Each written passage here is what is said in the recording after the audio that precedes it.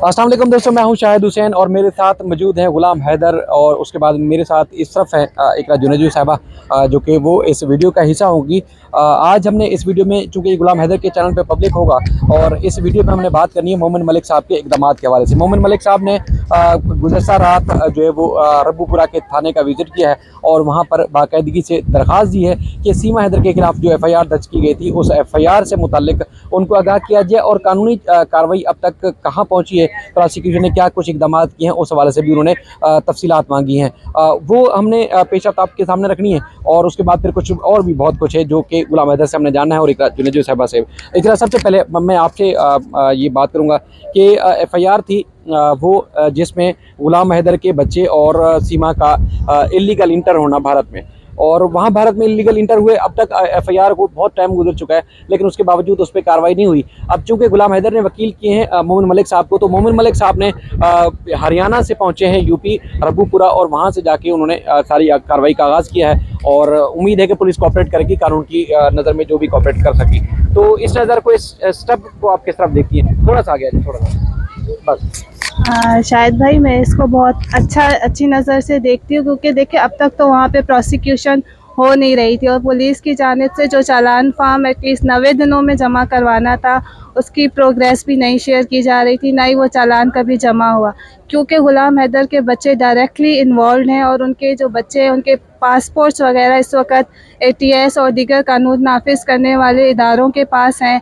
तो इनका मोमिन मलिक साहब का अप्रोच करना बहुत बड़ा ही इम्पोर्टेंट था और ये बहुत अच्छा हुआ है कि उन्होंने सबसे पहला स्टेप उठा लिया है पुलिस से FIR की कॉपी लेके। अब इनको केस प्रोसीडिंग्स आगे चलाने में या कोर्ट के थ्रू जो भी प्रोसीडिंग्स करनी है उनमें इनको काफ़ी मदद होगी। एक चीज़ बताएं कि यानी कि अगर पुलिस फिर भी कार्रवाई नहीं करती, जो कि इतने अरसे में बज़ाहिर ऐसा लगा, जो ATS की कार्रवाई अभी थोड़ी देर पहले पीछे एक इवेंट था उसमें हमने सुना कि ATS का क्या कारनामे हैं, जिसमें ATS को हमने हमारे सामने जो पेश किया जाता है वो बहुत बढ़ा चढ़ा के पेश किया जाता है, लेकिन कारनामे इंडियन जो एक एक्टर ने बताया, एक कॉमेडियन ने बताया, जो हम खुद हैरान है उस सारी मामले को लेके। तो ATS अगर फिर भी कोई कार्रवाई नहीं करते तो आप समझ रही है कि मोमिन मलिक साहब वहाँ उनके जो केस है वो आज खुद किसी अदालत में रजू करें और उसके बाद फिर कहें कि जी ये केस ATS की बात पेंडिंग है, उनको कहें इसको, इस कार्रवाई को आगे बढ़ाएं?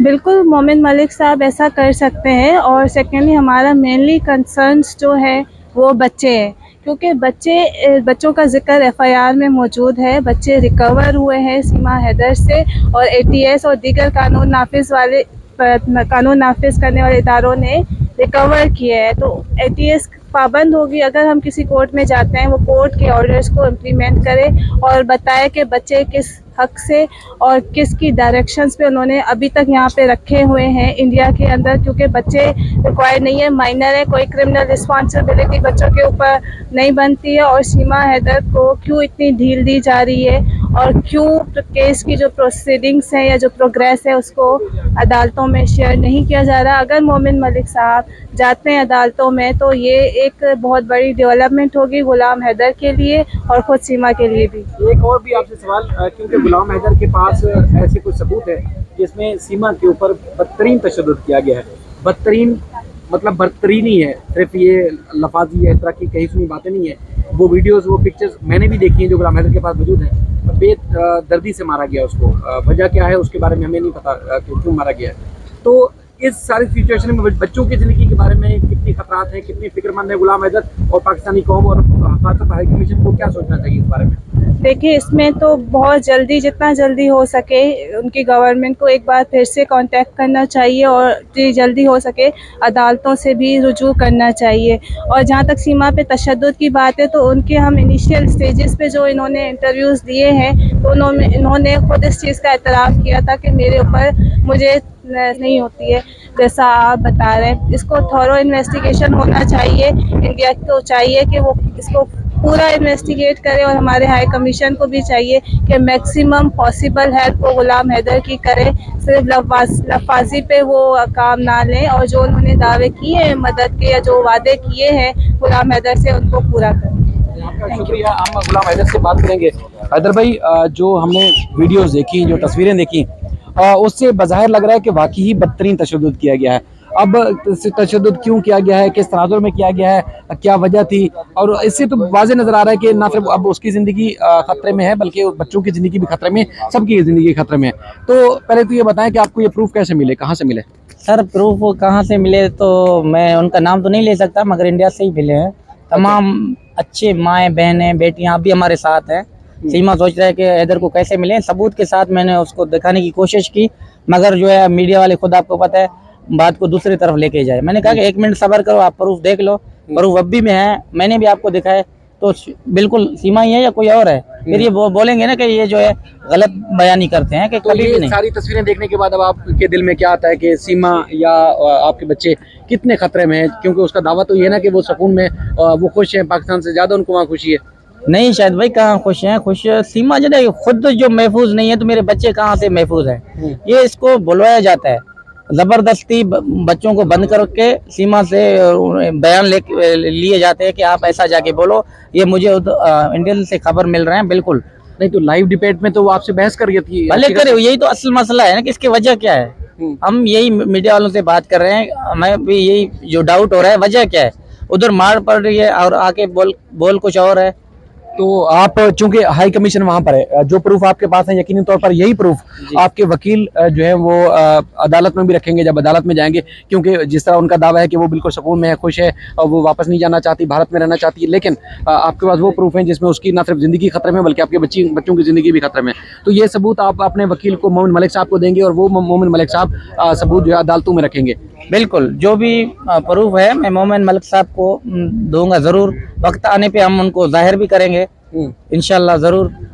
ठीक है। तो मोमिन मलिक साहब जो है कल हरियाणा के इलाके से होते हुए यूपी पहुंचे थे और उसके बाद फिर उन्होंने पुलिस को एप्लीकेशन दी और जो अब तक एफआईआर हुई थी, एफआईआर के बाद जो कार्रवाई थी उस कार्रवाई से उन्होंने आगाह कर दिया है पुलिस को कि मुझे वो दस्तावेजात जो इन्वेस्टिगेशन अब तक मुकम्मल हो चुकी है वो सारी इन्वेस्टिगेशन के कॉपीज़ नकुल फराम की जाए, कॉपीज़ दी जाएं, ताकि गुलाम हैदर की तरफ से जो किसी अदालत से या किसी भी फोरम से रजू किया जाएगा तो वो कानूनी तौर पर अपने काम ले सकें। ये कोई कानून ऐसा नहीं है कि जो उनके वकील को इस तरह की दस्तावेजात लेने से रोक सके। दूसरा, गुलाम हैदर से जब हम यहाँ वीडियो बनाने के लिए आ रहे थे तो मेरी बात हुई, बहुत सारे दोस्त उस दिन कह रहे थे कि जी गुलाम हैदर को सीमा के साथ इस तरह किसी भी इंटरव्यू में बैठना नहीं चाहिए। गुलाम हैदर ये समझे थे, ये खुद भी खड़े हुए हैं, वो ये समझे थे कि चूंकि प्रोग्रेस इनकी साइड से हुई है, इन्होंने वकील रखे हैं, तो वकील से जो कार्रवाई होनी है इंडियन मीडिया अब उस एंगल से रिपोर्ट करेगा कि गुलाम हैदर ने वकील की खिदमात ले ली हैं, अब केस फाइल होगा, बच्चे वापस आएंगे तो पॉजिटिविटी में एक केस आगे जाएगा। लेकिन उस टीवी चैनल ने गुलाम हैदर के साथ धोखा किया और मोमिन मलिक साहब को वीडियो के जरिए या फ़ोन पे लेने के बजाय सीमा हैदर को बिठा दिया और सीमा को बिठाने के बाद फिर वही वाली बात कि एंकर भी पार्टी बन गया और एंकर ने भी वो सवाल दोबारा से दोहराना शुरू कर दिए जो कि एक अरसे दराज से सीमा की तरफ से उठाए जा रहे थे।